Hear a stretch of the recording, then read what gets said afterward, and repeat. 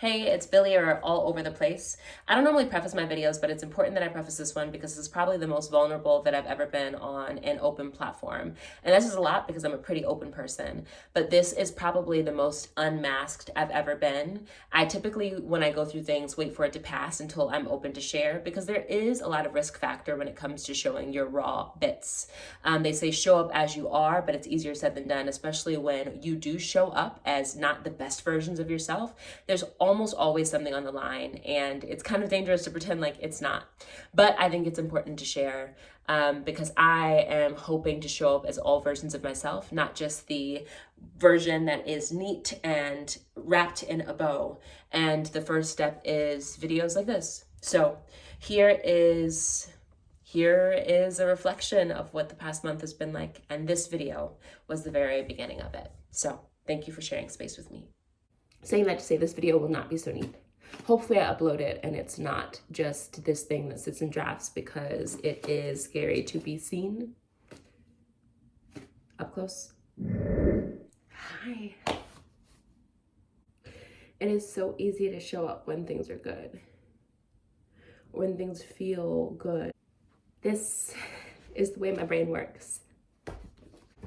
I feel like I'm always trying to be neat because that's what you're supposed to be. Says who? Who knows where that thought comes from? I present really great. And none of it's inauthentic. All of it is me. We all have different layers, not even different versions, just different layers or different... I wouldn't say layers, because in order to get to one layer, you have to peel away another like an onion. You have to, like Shrek says, you have to pull a layer off completely. And once it's off, so it's no longer a part of the whole. So not layers, but imagine like a big old cubby wall. We are like a big old calyx IKEA cubby wall. And that is us. If you're standing far away, you may see that, oh, this person is a brown cubby wall, and I see plants and lots of colors, and that's who they are. When you get closer, you can see that, oh, there's one that's empty completely, just blank. Oh, this one's kind of messy. Oh, this cubby is a little scary. That's like how we are as people. Not just me. I know it's not just me. It's all of us.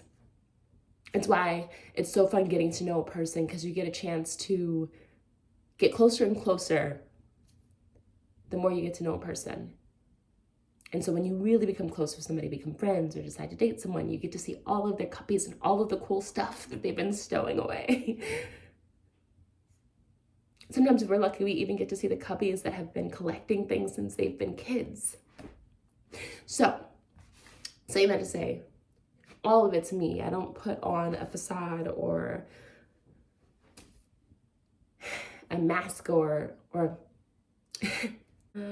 learn to gain understanding or skill by study or experience to find out. I haven't gained it, I haven't accomplished it. I am going through experience, but I haven't taken the time to study. So I say that I'm learning about what this diagnosis means, but I haven't sat down to study. I am learning through experience and then maybe Googling every once in a while. But I say that to say, I don't know if it is masking that I've heard this term. I gotta look it up a little bit more and see if it applies to me or how it applies to me. But if it does, then the version of me that I show most often is my masked version. Again, it's not me, it's one of my cubbies. It's just the cubby that feels safe and ready to be seen. So that's the one that gets shown often. But this cubby, maybe this cubby has a door or a little curtain, a cute little velvet curtain. Or maybe just the cubby is so high that people don't even get a chance to see it because they don't get that far ever. But this is also me.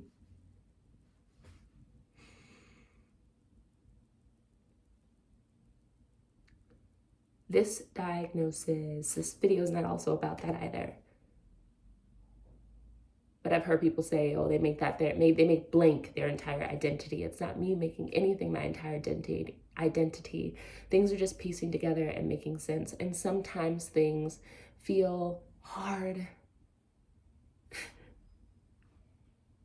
But you know, one of the hardest things, the thing that feels the hardest, because most times people are like, losing jobs are hard, and not having housing is hard, and not being able to pay bills is hard, and having bills. I don't even mean that. One of the hardest things for me is keeping up with the pace of how everybody's supposed to function. Even as simple as how are you?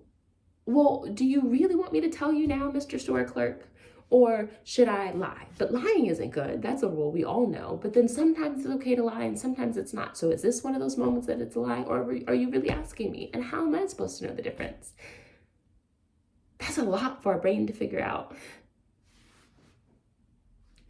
And I guess when I am there are moments when I'm clear.